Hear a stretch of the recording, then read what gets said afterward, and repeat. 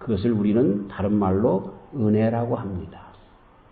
좋은 신앙 안으로 나아가기 위해서는 우리는 은혜를 받아야 합니다. 은혜가 없는 성도들은 각박합니다. 자기 힘으로 신앙생활을 하려고 하기 때문에 넘어지고 또 넘어지고 또 넘어질 수밖에 없는 것입니다. 우리가 살아가면서 우리는요, 은혜 없이는 살 수 없죠. 자연적인 모든 현상 가운데서도 물과 공기가 없다고 하면, 그 은혜가 없다고 하면, 우리 주님의 일반적인 그 은총이 없다라고 하면 우리 중에 아무도 살아남을 자가 없는 것을 잘 알게 되는 것이죠. 그걸 받아들여야 하는 것입니다. 그리고 그 은혜의 근본이신 하나님을 생각해낼 수 있어야 하는 것입니다. 그런데 그 은혜조차도 부정하는 사람들이 얼마나 많은지 모릅니다. 얼마 전에 참 안타까운 그러한 이야기를 들었습니다. 결혼한 지 얼마 안 되는 여인이 자살을 해서 죽었습니다. 근데 그 자살한 이유가 뭐냐 하면 둘이 참 사랑해서 결혼을 하고 사랑해서 그 가정을 일구어 나가는데 교통사고가 나서 그 부인이 반신불수가 되었습니다. 그 자기가 휠체어를 타고 그렇게 하면서 거의 모든 일을 이제 남편이 그런 모든 일들을 도와줘야 하는 상황까지 이르는 것입니다. 남편은 아무런 불평 내색하지 않고 이제는 내가 내 아내를 사랑해 주어야 할 때다라고 생각을 해서 더 열심히 아내를 사랑하며 공개하지만 그 아내는 내가 남편을 사랑해야 하는데 나 때문에 남편이 더 어려운 곤궁 가운데 빠지게 되었다라고 하면서 자기가 없어져야 한다라고 생각을 해서 첫 번째는 이혼을 요구했고 이혼해 주지 않자 끝내는 자살하게 되었다는 그러한 참 엄청난 어쩌면 순애보 같은 이야기인데 안타까운 이야기를 듣게 됩니다. 받을 줄 알아야 합니다. 받을 줄 알아야 합니다. 우리의 삶이 처음서부터 하나님의 은혜로 출발한 것입니다. 우리의 신앙이 처음부터 하나님의 은혜로 시작된 것입니다. 나를 위하여 십자가에 달려 돌아가신 그래서 그 보혈의 피로 용서함을 받고 하늘 백성이 된 그러한 신앙으로부터 은혜로부터 신앙 고백이 생겨지며 나아가는 것인데 그거를 물리치면 우리의 신앙은 설 수가 없는 것입니다. 요한복음 13장에 예수님께서 모든 제자들의 발을 씻기십니다. 그럴 때 베드로 앞에 섰을 때 베드로가 거부합니다. 예수님, 선생님, 내 발을 씻지 마세요. 나 감당할 수 없습니다. 그랬더니 예수님께서 내가 내 발을 씻지 아니하면 너와 나는 상관이 없단다.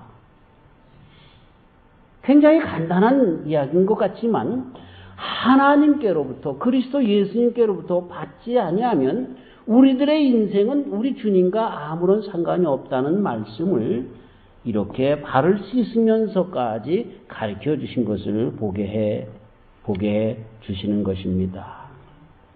우리는 우리 주님의 은혜를 받아야 합니다. 그리고 그 은혜를 느껴야 합니다. 그리고 그 은혜를 누려야 하는 것입니다. 교만이 무엇입니까?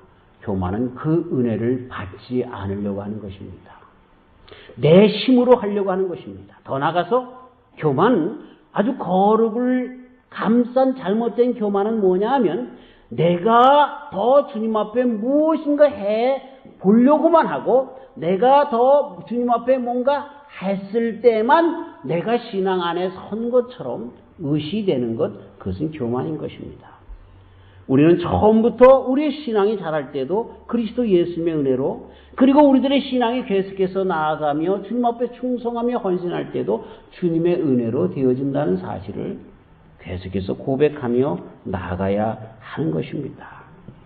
성도는 예수님을 사랑하는 자들입니다. 예수님을 사랑한다는 이야기는 예수님을 받아들인다는 그런 뜻이 있습니다. 예수님을 받아들인다는 이야기는 주님의 은혜를 배격하지 않는다라고 하는 그런 뜻이 있습니다. 사랑하는 성도 여러분, 은혜를 많이 받으시는 저와 우리 성도님들 되시기를 주님의 이름으로 축원합니다. 그 은혜를 받기 위하여 우리는 주님 앞에 조르시길 바랍니다. 후히 주시며 꾸짖지 아니하시는 주님께서 우리들의 삶에 충만한 은혜, 그거 없이는 우리가 살 수 없는데, 특별히 성도로서의 삶을 살아갈 수 없는데 그 은혜를 우리에게 충만히 주신다는 사실을 잊지 마시고 은혜를 구하시는, 그리고 은혜 가운데 거하시는 저와 우리 성도님들 되시기를 주님의 이름으로 축원합니다. 그러기 위해서는 단 한 가지 우리가 하면 됩니다. 구하면 됩니다. 물론 참 구함이 무엇인가라고 하는 건 차지하더라도, 참 구함은 우리가 말씀 가운데 거하는 것인데 그거는 둘째 치더라도 구해야 합니다. 창세기 28장에 야곱이 외삼촌의 집에 미지의 세계로 갈 때에 베델에서 그렇게 거기에서 기도했던 것 우리는 잘 압니다. 거기에 분명히 기록되어 있기를 사닥다리가 땅에서부터 위로 올라갔다라고 기록하고 있습니다. 사닥다리가 위에서부터 밑으로 내려온 것이 아니라 야곱의 기도가 올라갔다는 이야기입니다. 그럴 때 천사들이 오르락내리락 하면서 야곱의 기도를 가지고 가고 또 하나님의 응답을 가지고 내려왔다는 사실을 잊지 말아야 하는 것입니다. 은혜를 받기 위하여 저와 우리 성도님들이 무릎으로 하나님 앞에 더욱더 나아가시는 귀한 종들 되시기를 주의 이름으로 축원합니다. 야고보 장로님은 4장에서 그래서 말씀하십니다. 구하면 주는데 우리가 구하지 않기 때문에 받지 못한다고 말입니다. 더 열심으로 은혜 없이는 살 수 없는 우리의 삶에 은혜를 구하시는 저와 우리 성도님들 되시기를 주의 이름으로 축원합니다. 은혜 없이는 살 수 없습니다. 그 은혜를 구하는 저와 우리 성도님들 되시기를 바랍니다. 자, 그런데 또 하나는 무엇입니까? 사실은 은혜 없이는 살 수 없는데 나아가다 보면 우리는 점점 그 은혜를 잃어버리고 있는 내 자신을 발견하게 됩니다. 왜 그럴까요? 우리의 삶 가운데 그 은혜를 갖지 않고 계속해서 받으려고만 하기 때문에 그렇습니다. 마치 갈릴리 호수가 위에서 내려오는 물을 받아들여 밑으로 내려보낼 때에 풍요로운 어족이 형성되는 것처럼, 생명이 거기서 요동치는 것처럼, 그러나 그 물을 받기만 하는 사해바다는 썩어 냄새나는 바다가 되어지는 것처럼 우리들의 영혼에, 우리들의 신앙의 생활에 있어서도 마찬가지다라고 하는 것입니다. 바울 사도님도 은혜를 받았습니다. 그리고 오늘 고백하는 거 보니까 내가 빚진 자라고 이야기를 하면서 그 빚, 사랑의 빚, 주님 앞에 받은 그 빚을 갚기 위하여 내가 힘을 다한다. 그런데 우리는 그 사도 바울님의 마지막 고백을 보면 내게 은혜가 오히려 족하다라고 하는 고백으로 끝나는 것을 보게 됩니다. 많은 신앙인들은 주님께로부터 받기만 하려고 하다가 끝내는 내 속이 짠돌이가 되어서 계속해서 다고다고 하는 그러한 잘못된 신앙으로 우리 주님이 원하시지 않는 참 괴팍하고 교만한 신앙으로 나가지만 줄 아는, 은혜를 받고 그 은혜를 쏟을 줄 아는 그런 자들의 신앙 고백은 늘 청청하고 푸른 신앙 가운데 있다라고 하는 것입니다. 어떤 집의 아버지가 임종 때가 가까웠는데 자식을 불러 모아놓고 유언을 하는데, 야, 지금부터 하는 말을 잘 받아 적어라. 김첨지한테 2만 불 꽂았고 박첨지한테 1,000불 꽂았고, 그러면서 말이죠, 쫙 그 빚진 자들의 명단을 부릅니다. 그걸 그 아들이 받아 적다가, 아버님, 그런데 혹시 우리가 빚진 자는 없습니까? 예끼 이놈아, 그걸 알아서 뭐하냐? 지네들이 우리한테 빚졌으면 자기 발로 와서 받으러 올 거다. 그건 알 필요 없다. 그러고 끝났다라고 하는 이야기입니다. 그게 우리 인생의 모습이죠.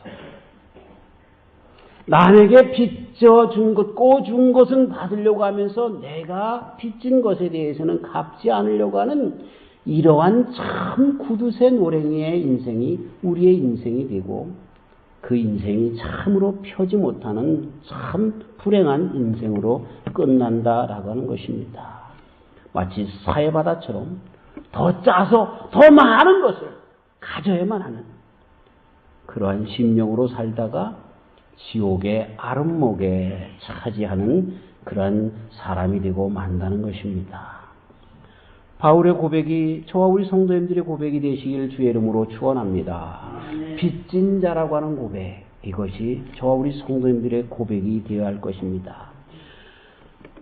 평생 우리 주님께로부터 받은 그 빚을 다 갚아도 예수님께서 마태복음 18장에 가르쳐 주신 것처럼 정말 내 생이 또다시 태어나고 또다시 태어나도 나는 빚쟁이야 라고 하는 생각 속에서 주님에게 갚으면서 살아가는 그런 삶을 살아간다고 하면 그것이 아름다운 성도로서의 삶이 된다라고 하는 것입니다. 한 성자가 죽어서 천국에 섰습니다. 그 동시대를 살아가며 그 성자를 보았던 사람이 하늘나라에 다가가서 심판대 앞에 서게 되는데 모두가 다 자기가 세상에서 잘한 것들을 가지고 하나님 앞에 서는데 이 한 성자만큼은 맨 뒤에서 고개를 들지 못하고 있었습니다. 사람들이 자기가 잘한 것 하나님 앞에 다 자랑할 즈음에 하나님께서 너는 무슨 일을 하고 왔느냐라고 할 때 나는 아직도 하나님께로부터 받은 빚을 다 갚지도 못한 채 왔습니다. 용서하시옵소서 라고 고백했다는 것입니다. 그 사람이 성자입니다. 그 사람이 성자입니다.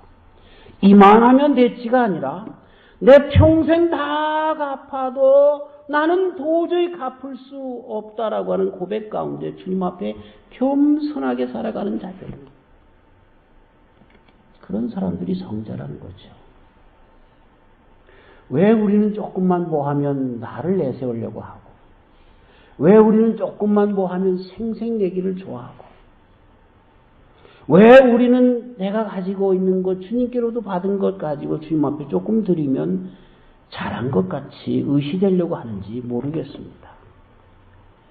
호세아 선지자가 이스라엘 백성들에게 13장에서 내가 땅이 마른 땅에서 너를 곤고하였거늘 저희가 먹이운 대로 배부르며 배부름으로 마음이 교만하여 이로 인하여 나를 잊었느니라. 이스라엘아 네가 패망하였나니 이는 너를 도와주는 나를 대적함이니라. 우리 하나님께로부터 받은 은혜를 감격하고 감사하면서 갚는 삶이 아니라 오히려 그것을 통하여 하나님을 배반한 것과 같은 그런 삶을 살았다라고 그들을 그렇게 이야기해주고 있는 것입니다. 준다라고 하는 것, 그것은 빚을 갚는 것이고, 그리고 빚을 갚는 것 같았는데 오히려 우리 주님께서 주신 그 놀라운 그런 축복과 은혜가 얼마나 큰가라고 하는 것을 발견하게 된다라고 하는 것입니다. 오늘은 대강절 예배로 드립니다. 대강절은 예수님을 대망하는 네 번째, 우리 성탄 주일 전에 네 번째 주일입니다.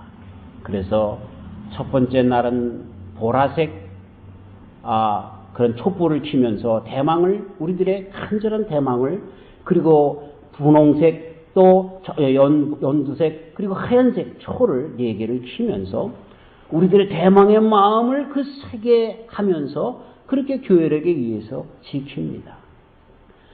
그 예수님은 하늘의 놀라운 은혜를 가득 머무신 분이십니다. 그런데 그 예수님은 그 은혜를 가지고 그대로 끝나신 분이 아니라 그 은혜를 우리들에게 사랑으로 나누시기 위하여 오셨습니다.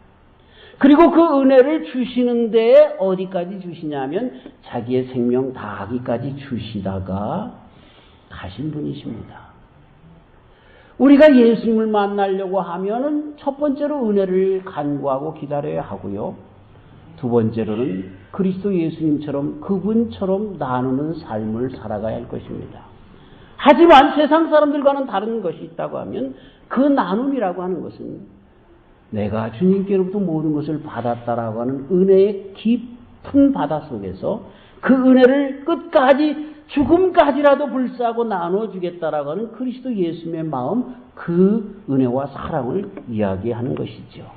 그런 자들에게 금년 성탄절은 분명 예수님께서 찾아와서 우리 속마음 가운데 거하게 되어지는 놀라운 축복의 성탄절이 될 줄 믿는 것입니다. 우리 예수님께서 오신 것이 율법의 완성이라고 말씀하십니다. 그러면서 그 율법의 완성이 사랑이라고 말씀하고 계시는 것입니다.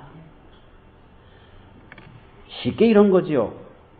세상에 많은 사람들이 사람 것을 빼앗고 도둑질하고 간음하며 이러는데 내가 정말 사랑하는 내 딸에게 그럴 수 있겠냔 말이에요.